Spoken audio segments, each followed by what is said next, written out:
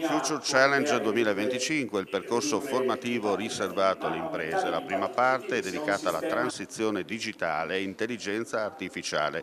Gli appuntamenti saranno tre, oggi, il 2 e il 17 ottobre, presso l'auditorium del Blue Energy Stadium di Udine, promosso da Banca 360 e Udinese Calcio. È uno dei temi, e forse il più scottante, il più attuale, il più importante, il più ancora sconosciuto di questa triade di eventi e di convegni che andiamo a fare proprio cercando, come si dice, di accendere un lumicino all'imprenditore, e abbiamo oggi, come avremo nelle altre due occasioni, una platea di imprenditori.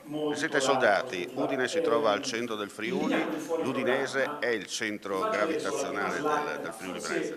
Certamente, siamo una società che sta cercando di portare avanti dei progetti molto importanti assieme in partnership con la Banca 360, li stiamo sviluppando in maniera molto professionale con loro, ci troviamo molto bene, è una partnership sicuramente molto importante per noi, assieme a quella ovviamente con la Regione, era presente qui al convegno anche l'assessore Bini, e quindi diciamo sono tutte problematiche queste che volentieri ospitiamo qui per gli imprenditori di chi ci sta vicino. Assessore, l'importanza della tecnologia proprio per mantenere tutto aperto. È fondamentale, transizione tecnologica, digitale, intelligenza artificiale sono degli ingredienti fondamentali per permettere alle imprese, non solo alle nostre imprese, alle imprese di traguardare il futuro con un certo ottimismo e soprattutto per permettere alle stesse di essere competitive sul mercato, che è la prima regola